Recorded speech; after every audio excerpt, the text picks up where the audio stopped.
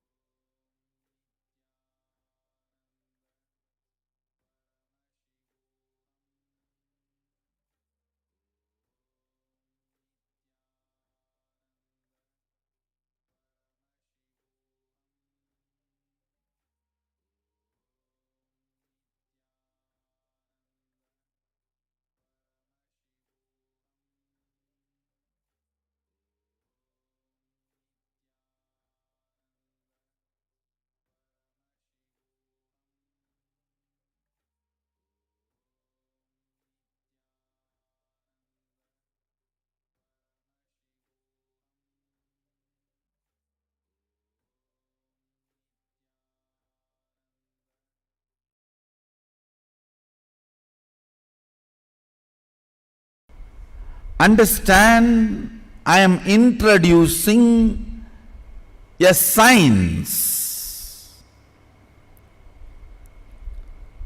subjective science, inner science, a spiritual science. I am introducing a subjective science, inner science. I am introducing a science which can be experienced, manifested.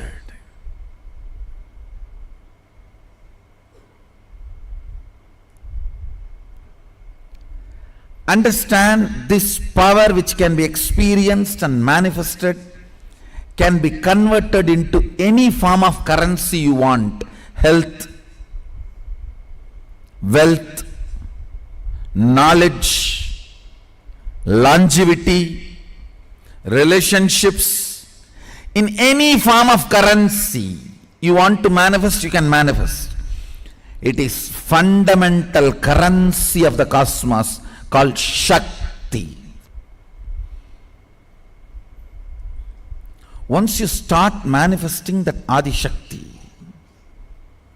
the source of powers in you, you can manifest health, you can manifest wealth, you can manifest powers, you can manifest relationships, you can manifest anything you want. It is all about just increasing the frequency of the power vibrating in you, reverberating in you, clarity in you. The state of Sadashiva, when it starts operating, the space of Sadashiva is generated. And when it starts manifesting, powers of Sadashiva starts manifesting.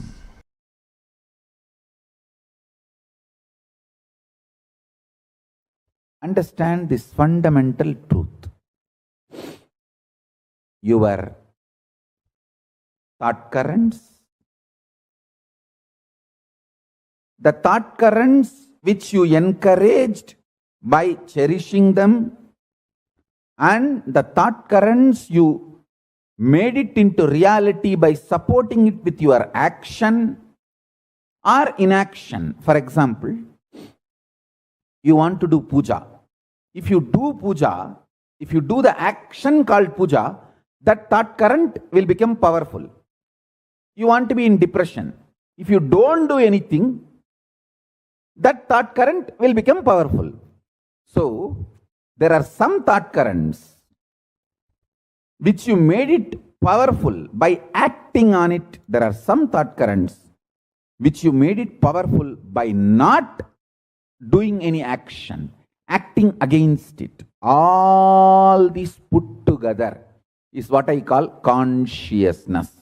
What you engage, what you entertain, what you entrain, all these put together is your consciousness.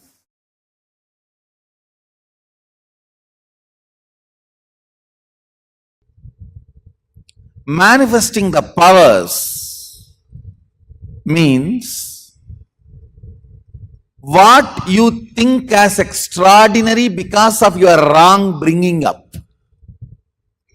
Understand? Absolutely. What you think as extraordinary because of your wrong bringing up. What you think you have been told as a common standard. Breaking that and manifesting the absolute as it is through your body and mind is manifesting powers. Understand? The first myth you need to break. What has been wrongly taught to you? After all, people who taught you till now are human beings. Forgive them. You don't need to be angry with them, but do not allow them inside you. Get rid of everyone. Understand? Unless you break the standards they taught you, you are not going to have a superconscious breakthrough. Superconscious breakthrough means breaking all the standards you have been taught.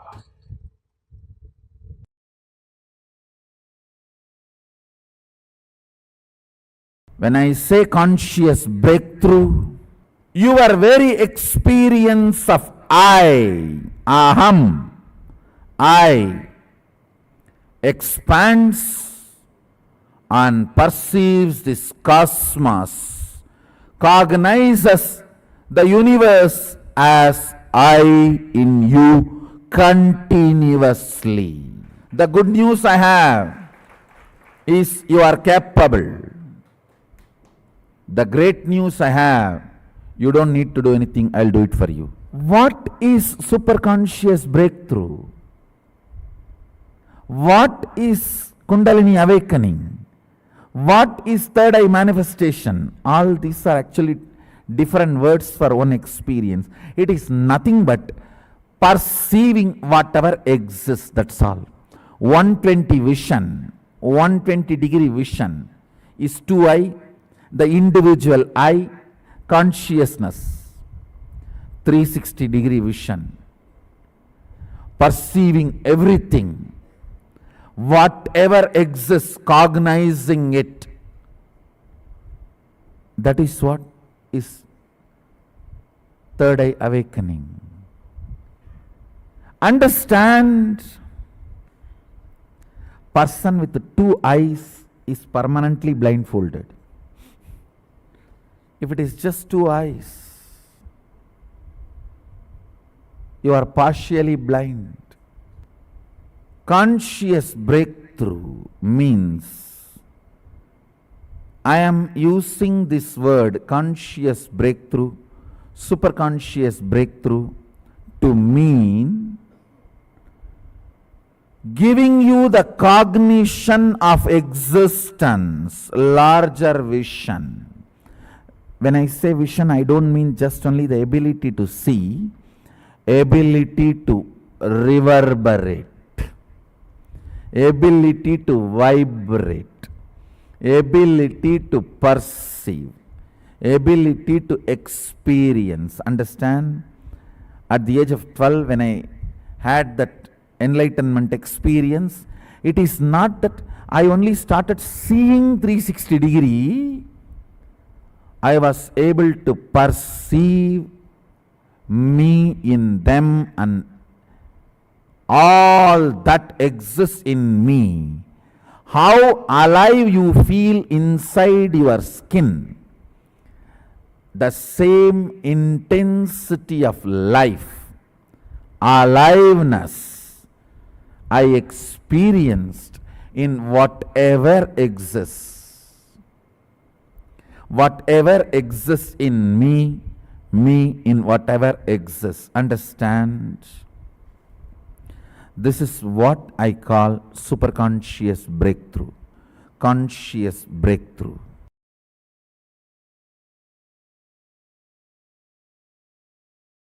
Your soul and your consciousness. Listen, listen. When I use the word soul, I use what you perceive as you, your sensations, your experience of life. Let me define. Your experience about life happens through the body,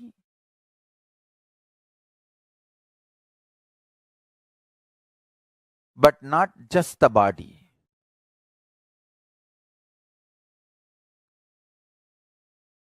You need to listen very carefully.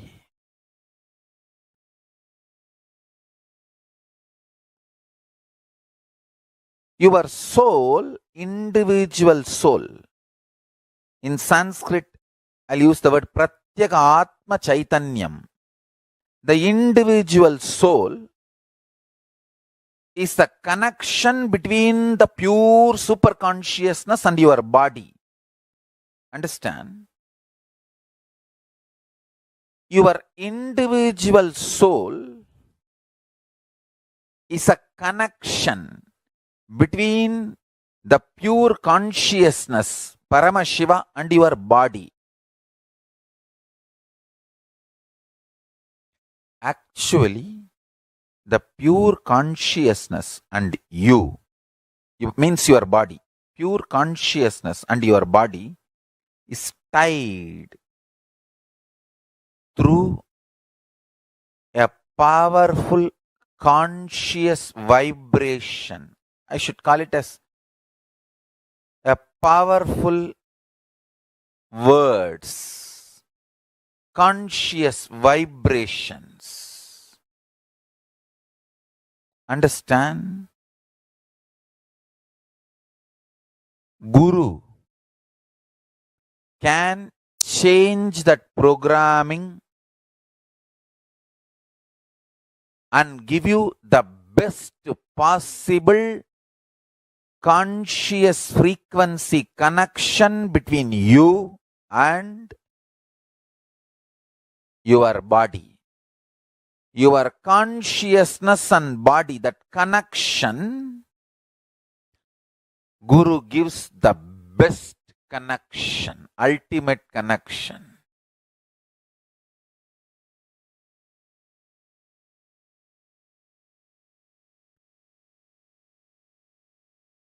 Understand? That connection awakens powerfulness in you. Listen carefully. If the powerfulness is awakened in you, whether you have wealth or not, you will live powerfully. That is what I call enlightened life. Listen carefully. If powerlessness becomes your thought current, the core frequency, whether you have wealth or don't have wealth, you will die in utter suffocation.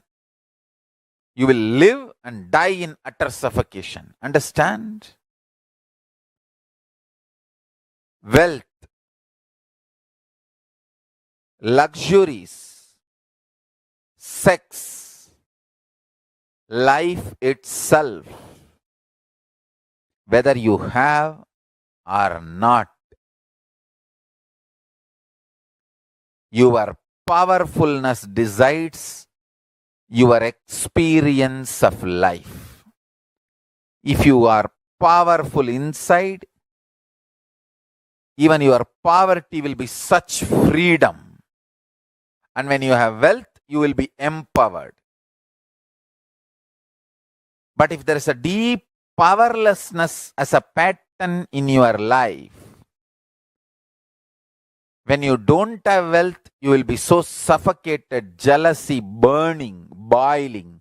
When you have wealth, you will be loaded, suffering, unable to take the responsibility, again suffocation.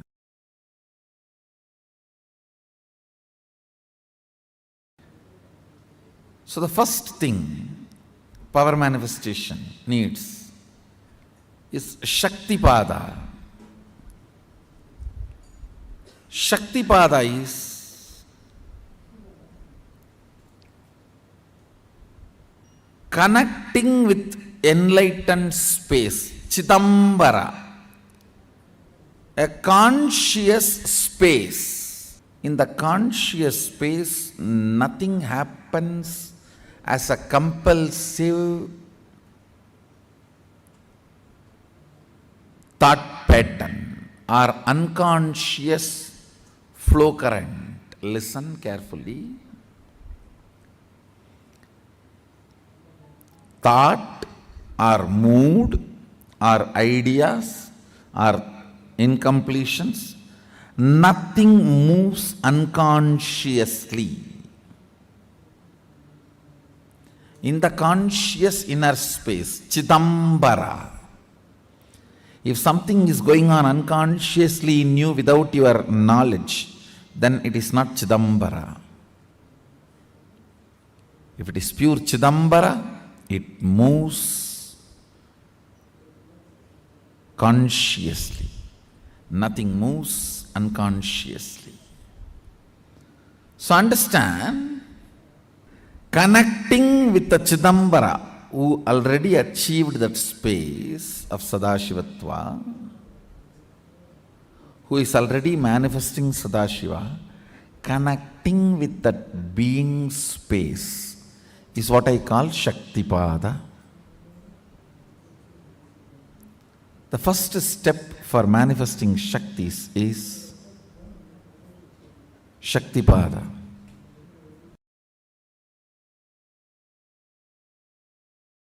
Let me give an introduction about what is Shaktipada process. Please understand.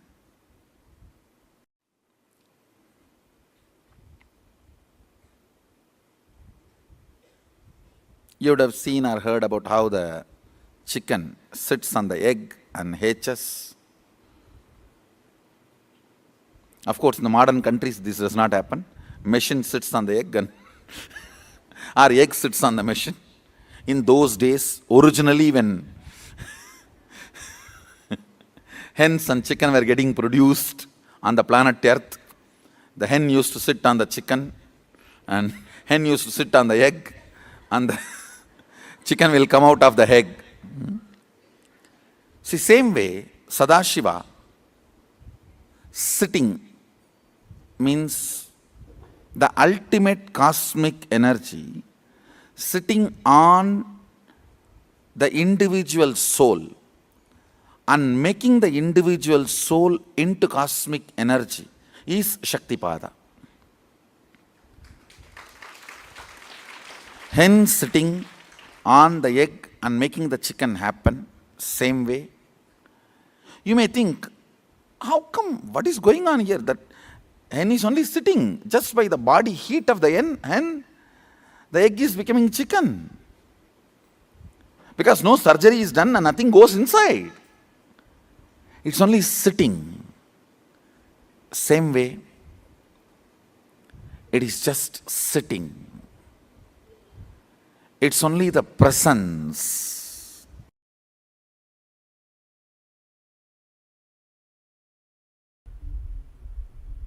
Listen. Part of you exists in your body. Part of you exists in your mind as thought currents, cherished thought currents. Understand? World has all types of thought currents. Thought currents of love, thought currents of lust, thought currents of anger, thought currents of violence, thought currents of serving, thought currents of stealing. All thought currents exist. What kind of a thought current you want, you attract that. What kind of a thought current you enjoy, you attract that. As I said yesterday, your cognition is like a broomstick. The sticks you like, you collect all that and keep it together and tie. With your identification, I.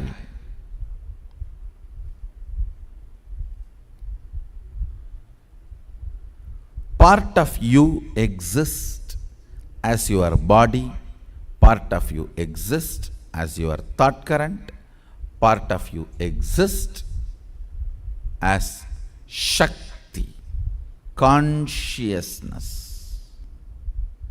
Listen. That part of you which exists as Shakti, I am rekindling it, awakening it, so it takes over your body part and mind part. Listen. Making your conscious part take over your body part and mind part.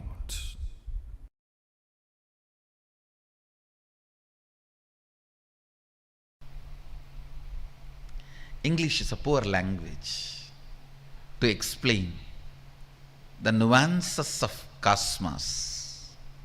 Definitions matter. So have the right definitions about this whole science. Right introduction about this whole science.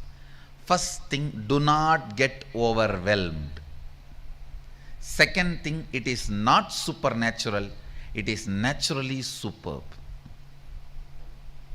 It is super but natural for you.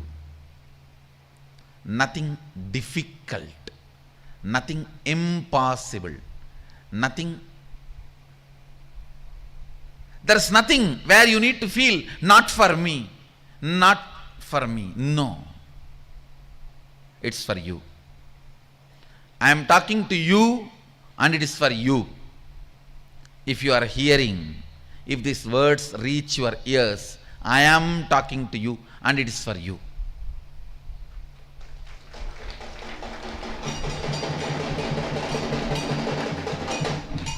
It's a simple, very simple science. All you need to do is detoxify the intra-organ, the physiological organ called third eye, then detoxify the psychological mental setup you are carrying, incompletions you are carrying, and simply, physically, it manifests, third eye manifests as reality.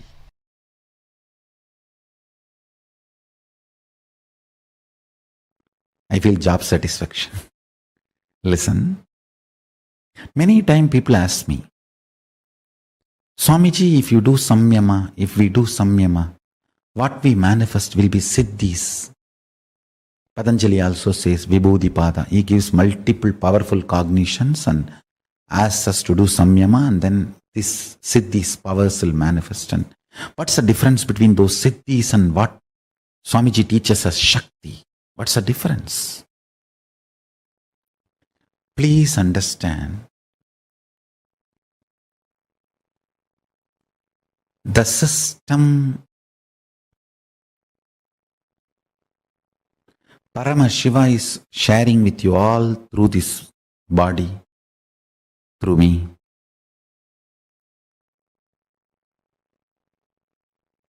Is starting with the fundamental cognition that you are Paramashiva, ultimate.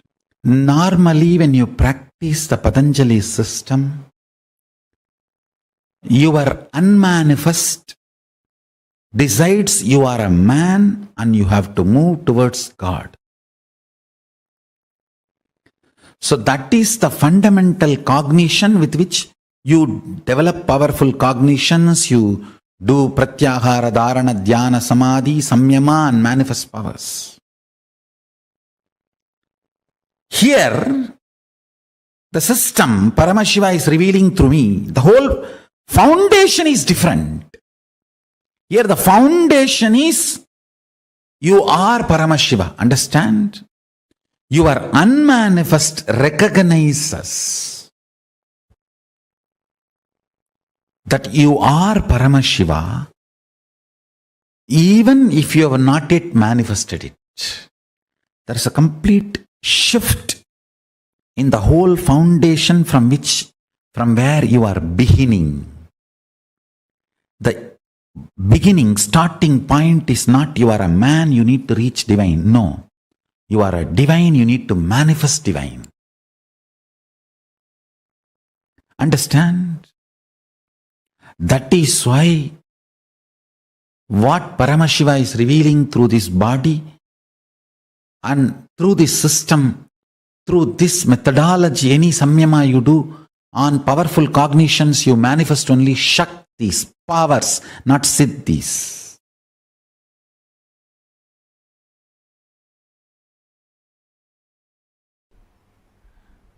I'll give you some of the understanding about the units of physics and chemistry and biology.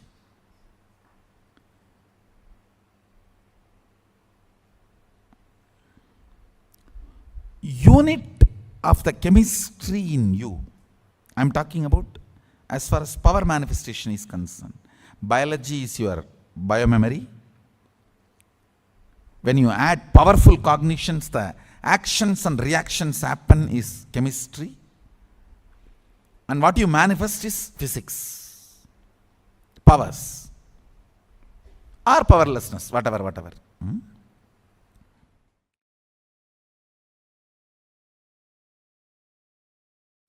Unit of physics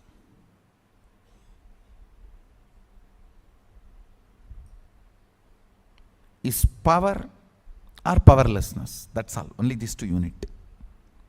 Any happening is only these two. Deva, Asura, that's all. Nothing else. Everything else is attribute. Attribute is different from unit. When I say unit, I am talking about the fundamental unit. Everything else is attribute.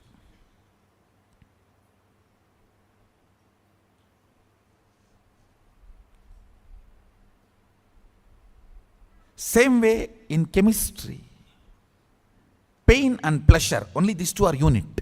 Everything else is attribute. All experience, action and reaction is only pain or pleasure, that's all. That is why the day I was telling that don't invite pain, but don't hate pain, because pain grows the roots in you which you can never grow by just joy. It brings certain kind of a depth in you which you cannot get it just by joy.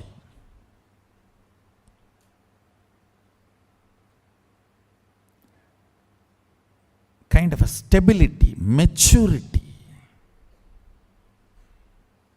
is brought by pain.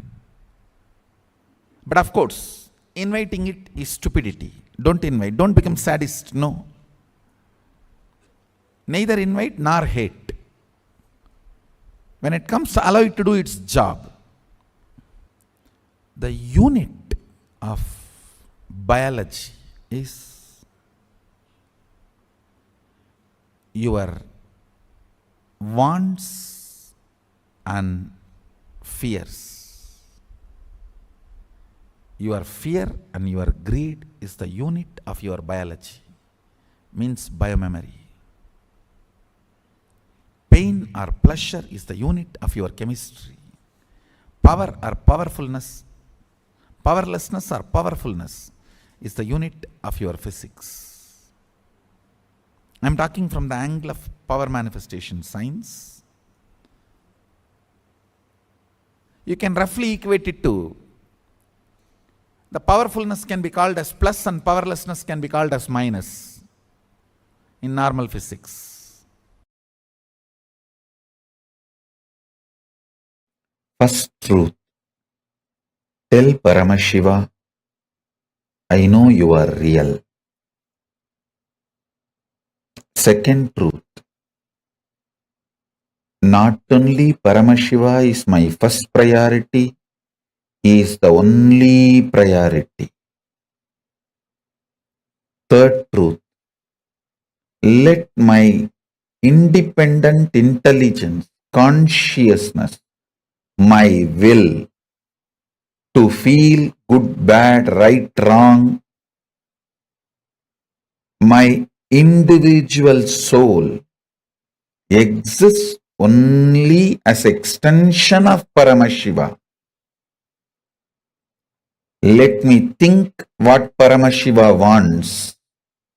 Let me will what he likes. Let me live as his extension. Whatever is good as per Paramashiva, let that be good in me. Whatever is right as per Paramashiva, let that be right in me. Whatever is powers as per Paramashiva, let that be with me. Whatever is right as per Paramashiva, let that manifest in me. Om, Om, Om. Paramashiva is not just my first priority, he is my only priority. The Lord of all these multiverses, the ultimate of this universe, cosmos.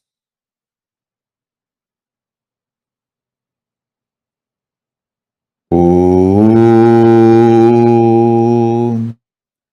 Let Paramashiva's activism manifest in me. Let me breathe only the way he wants. Let me think only the way he wants. Let me live only the way he wants. Let me desire only the things he wants. Let me enjoy only the things Paramashiva wants. Let me live only the way Paramashiva wants. Let me manifest only what Paramashiva wants. Let me attract only what Paramashiva wants. Let the activism as defined by Paramashiva manifest in me. Let intelligence as Paramashiva wants happen in me. Let wealth as Paramashiva defined happen in me. Let life as Paramashiva defined happen in me. Let health as per Paramashiva happen in me. Let breathing happen as per Paramashiva in me. Paramashiva is the only priority. Om.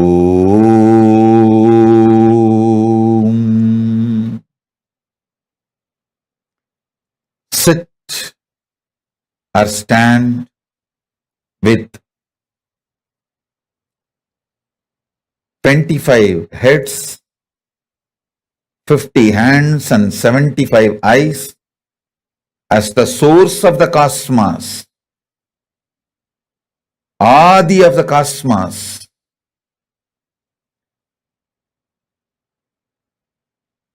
be in the state of Shuddhadvaita, physically, mentally, emotionally, metaphysically, consciously, superconsciously. Let Paramashiva be the only priority. Oh, let the inhaling happen as Paramashiva inhales. Let exhaling happens as Paramashiva exhales. Let my heart beat as Paramashiva's heart beats. Let my stomach digest as Paramashiva digests. Let my brain flow, visualize as Paramashiva visualizes. Let my will cognize as Paramashiva cognizes. Let my existence manifest as Paramashiva manifests. Let Paramashiva's existence be my existence. Let Paramashiva's intelligence be my intelligence. Let Paramashiva's energy be my energy. Let Paramashiva's inner space be my inner space. Let Paramashiva's life be my life.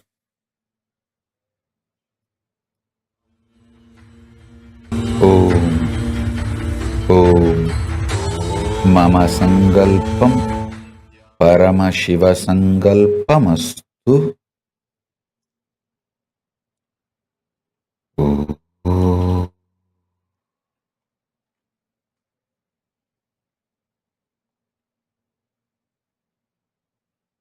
Let the mood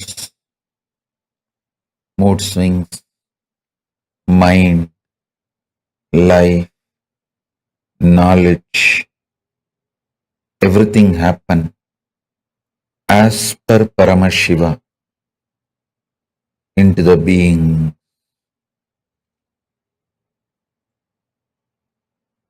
Manifest only Paramashiva. Oh,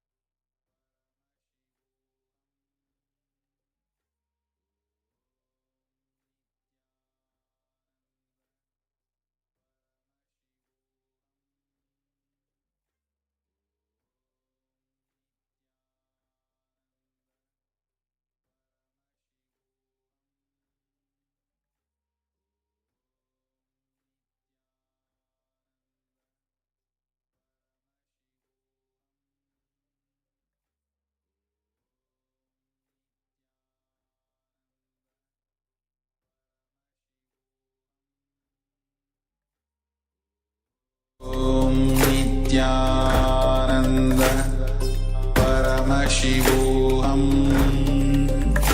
Om Nithyananda Paramashivoham Om Nithyananda Paramashivoham Om Nithyananda Paramashivoham Om Nithyananda Paramashivoham Om Nithyananda Paramashivoham Om Nithyananda Paramashivoham Om Nithyananda Paramashivoham Om Nithyananda Paramashivoham Om Nithyananda Paramashivoham Om I welcome all of you with my love and respects. Third eye. The techniques I have designed are most safe. To tell you honestly, I have not even designed this technique. I took it from Shaivagamas, Mahadeva's teachings to Devi. I took it from that and organized it. Only the permutation combination is my contribution. Otherwise, the original technique is from Shaivagamas. I have taken this techniques, organized it. It is time-tested, foolproof. No wrong, bad, ill side effects. The only side effect is bliss, knowledge, and enlightenment.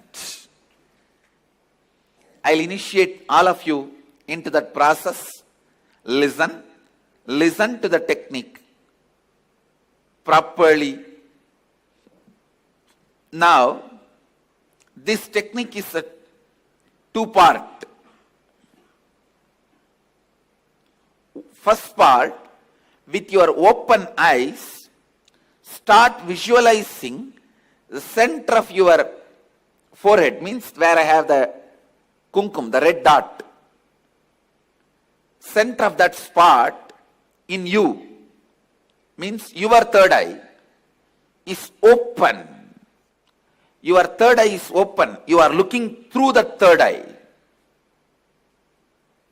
First few minutes it will be little difficult, but you will catch it within 4 or 5 minutes. Let your eyes be open, but look through your third eye. See, visualize, feel you are looking through your third eye. Second step, close your eyes. Visualize the intense golden light is entering into your being and functioning on your third eye. Actively getting centered on your third eye. Please understand. The first step is visualizing. You are looking through your third eye. And now my third eye photograph will be projected. Look into my third eye. look through your third eye to my third eye. First step. Second step, close your eyes and visualize intense light. Golden light is entering into your body from above, the sky, entering into your head and getting centered, functioning, active on your third eye. I'll guide you step by step. Now, please keep your eyes open and gaze at my third eye. Visualize you are looking through your third eye.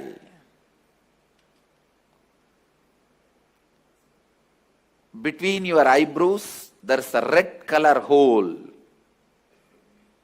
Visualize you have a red color hole between your eyebrows and intensely look at my third eye.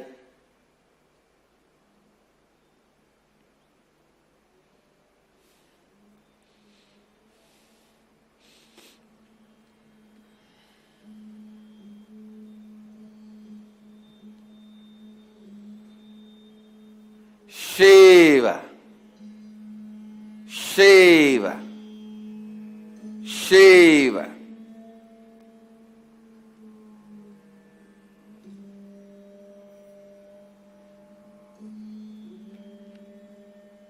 Shiva.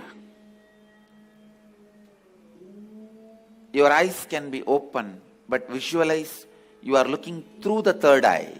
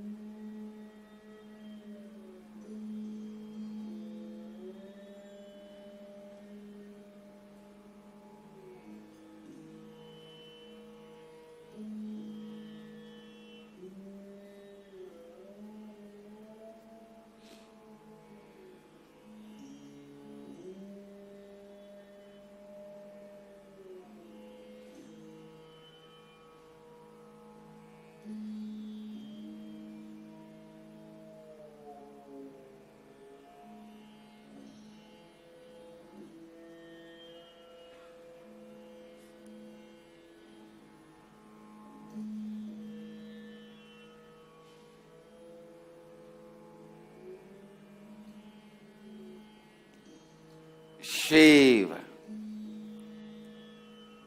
Shambhavi,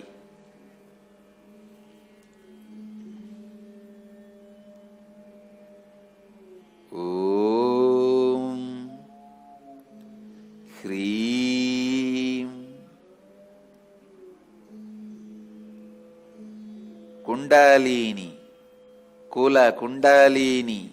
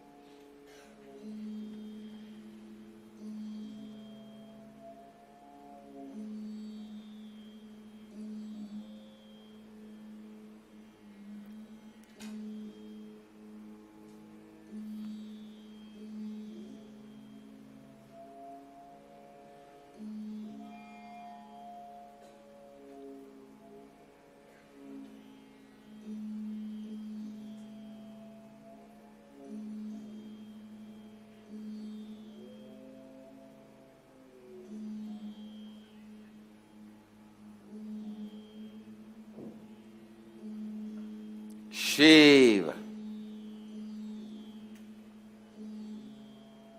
Now, close your eyes. Visualize the heavy white light, golden light is landing on your head from the cosmos and getting activated and centered on your third eye.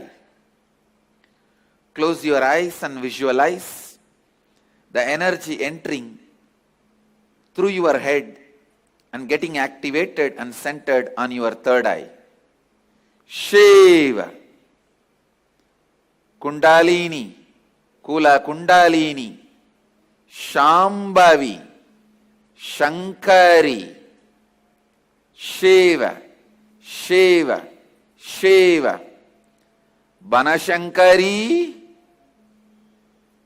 Banashankari.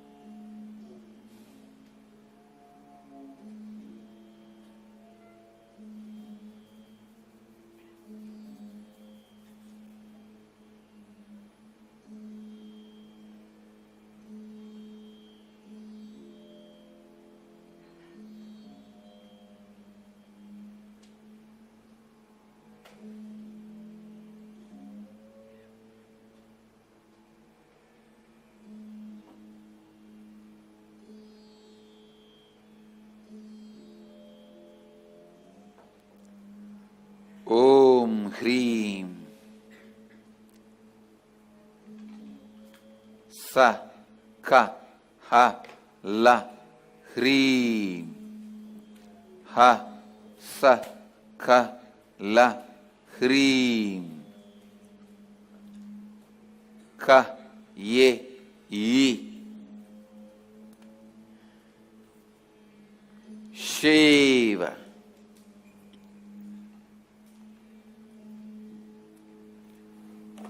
Shiva.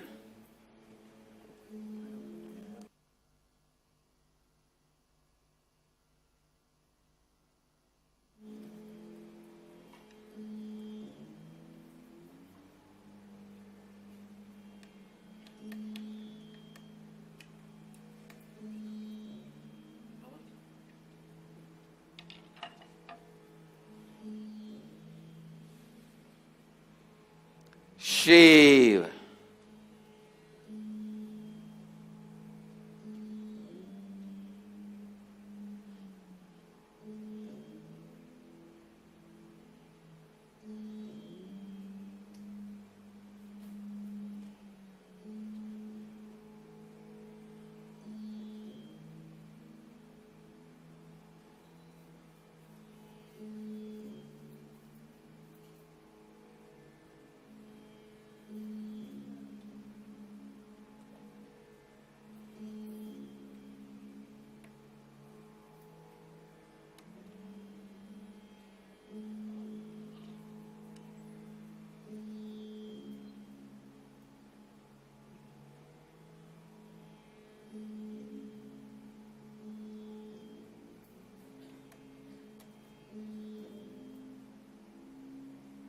Shiva.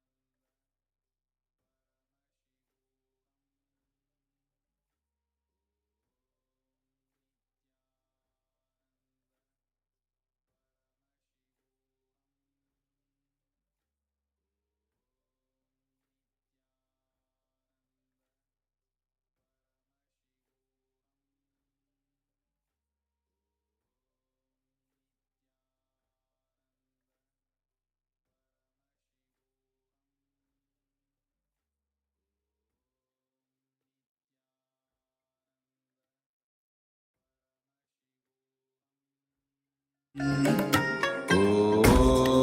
Nityanand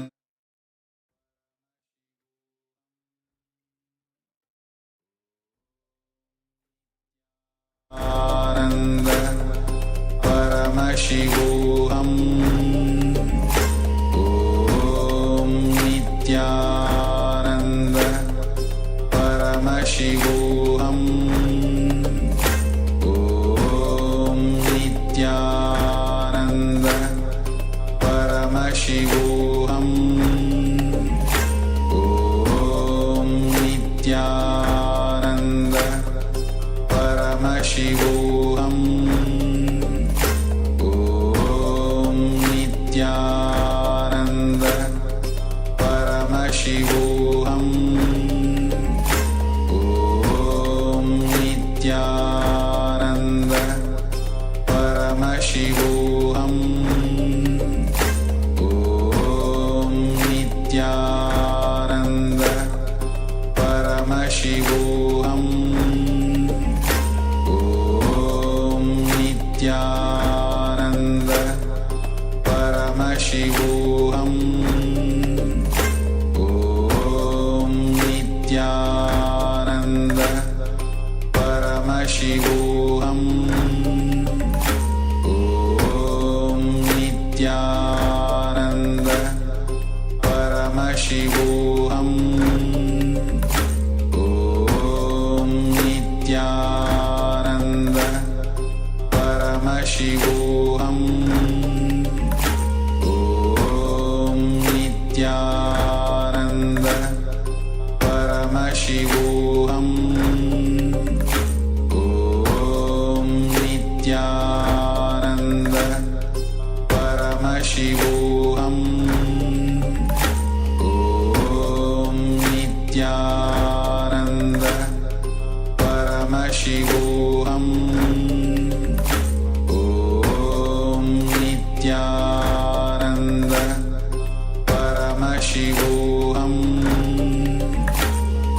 ॐ नित्यानन्द परमशिवोऽहम् ॐ नित्यानन्द परमशिवोऽहम् ॐ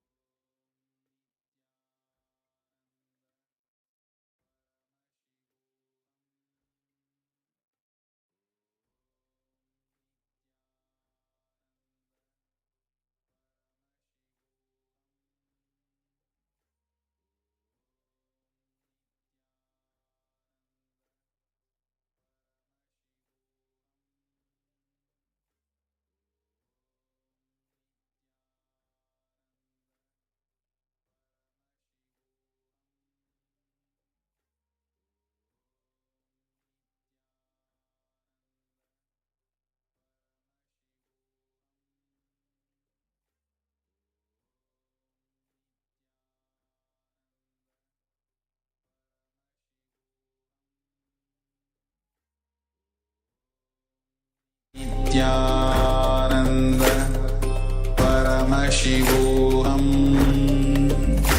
ॐ नित्यानन्द परमशिवोऽहम्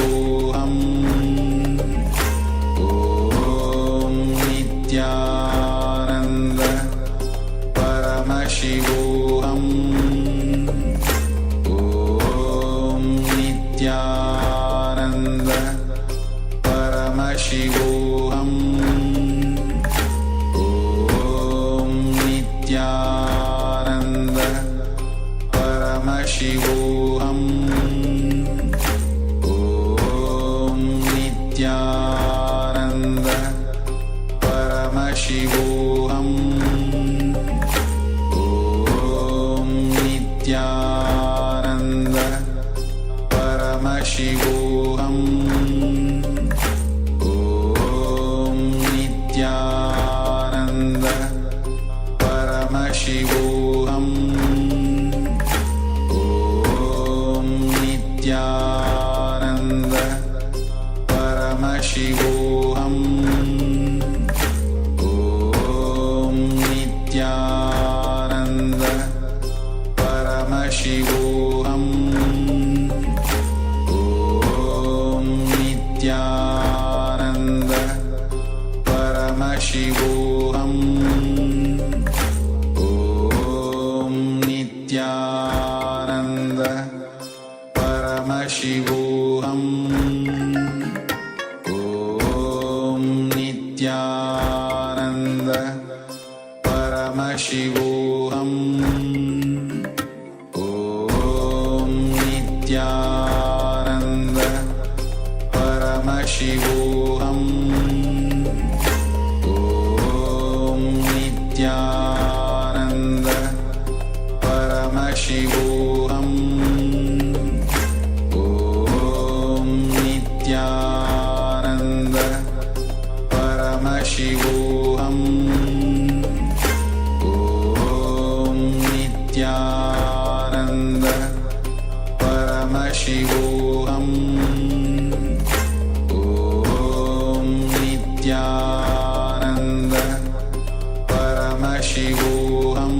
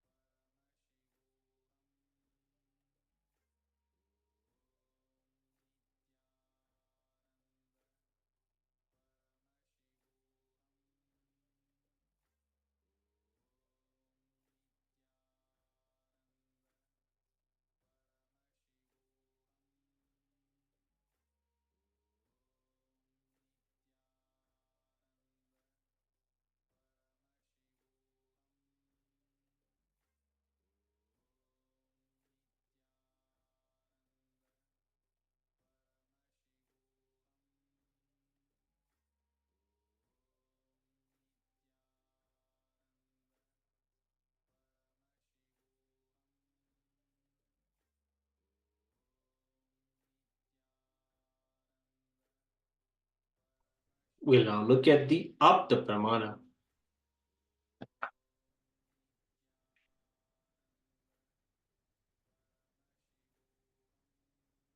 One day, Arunagiri Yogeshwara was explaining the Yoga Sutras to Swamiji. He said, "When you feel one with nature, nature listens to you." Swamiji asked, "How can that be?" Arunagiri Yogeshwara told him to feel one with a nearby rock. He just held Swamiji's hand and moved it suddenly, and the boulder started rolling without even him touching it. Arunagiri Yogeshwara stopped his hand movement and the boulder stopped.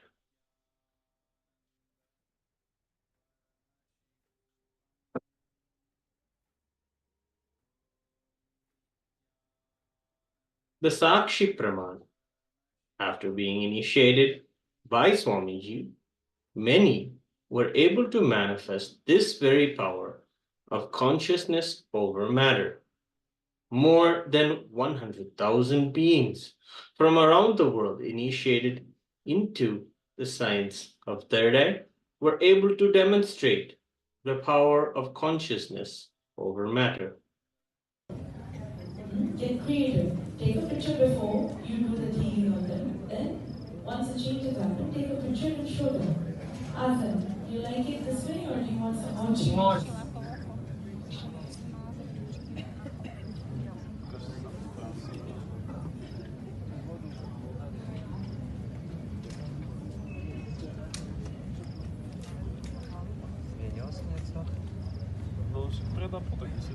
See how it's rotating.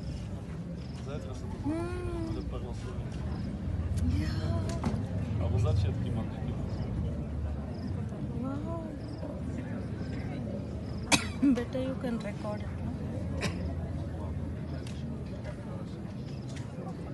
That's great. It's wonderful, wonderful.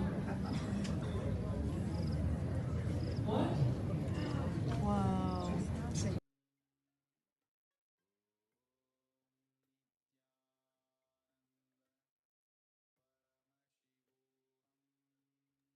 Let us now get ready to manifest this very power of consciousness over matter.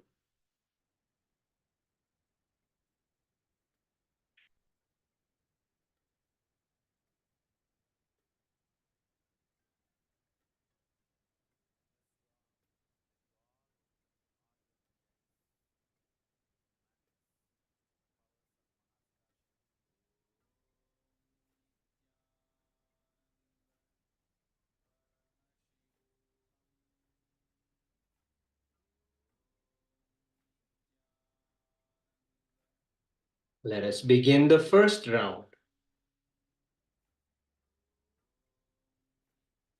We begin with the first step.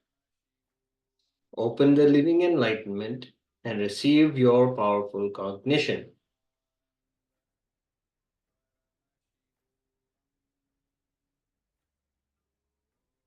Open to any page and let the living enlightenment, the energy of Swamiji, flow through you. And read the powerful cognition meant for you at this very moment.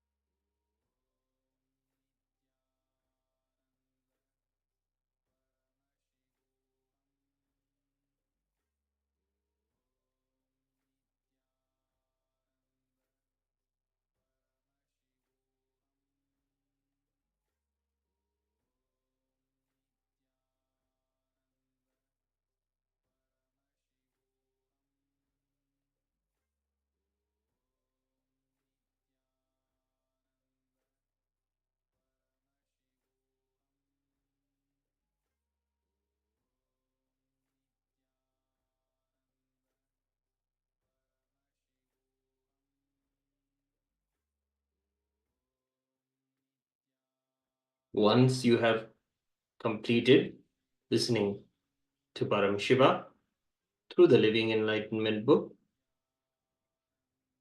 turn on your video recording, place your coconut on your palm. Let us now pray to Paramashiva to manifest through us.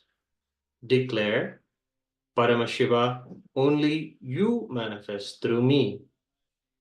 I consciously declare, let all my confusion, delusion, all be wiped out. Let only you manifest in me. Declare the coconut to vibrate. Begin verbalizing what you are experiencing.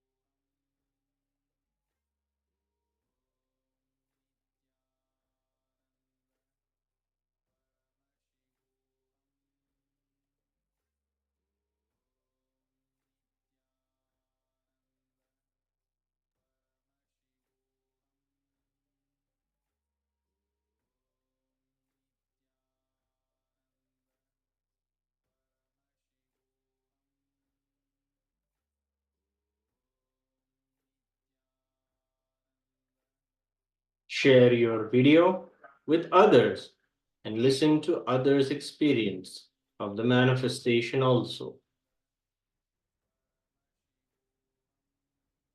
Next, we will be feeling the energy.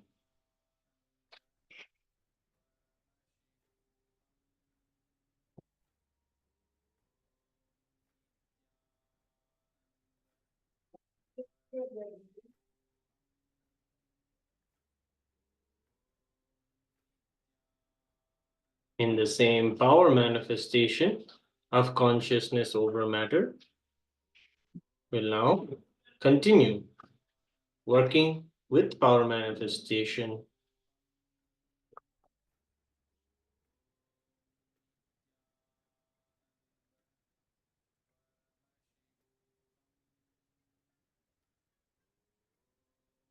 We will now be moving the coconut on the hand.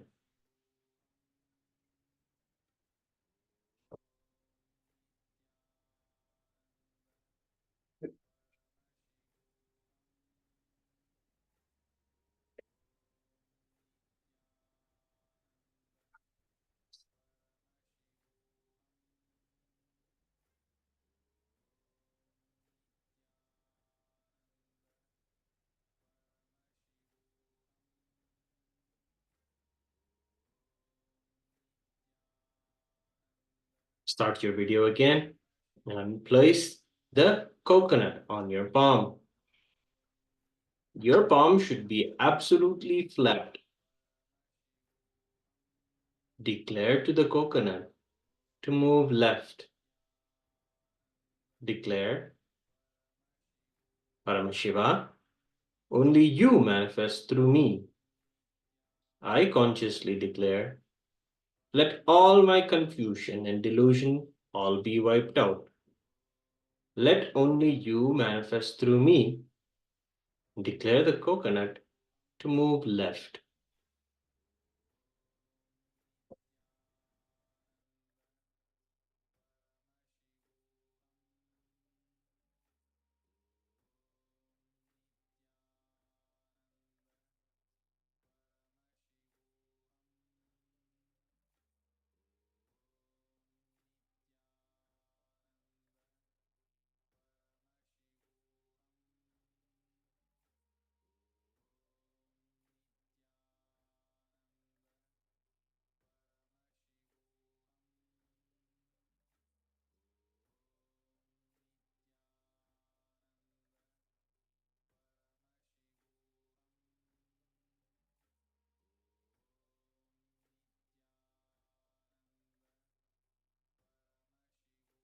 Now, Place the coconut again on your palm and declare the coconut to move right.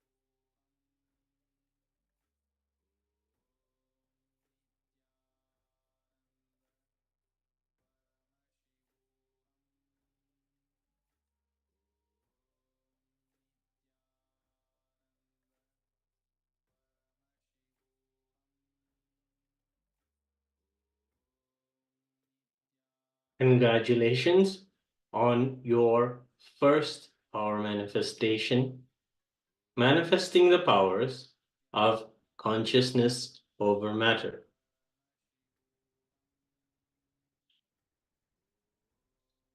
We'll be right back and we will share with you more insights on how this was possible.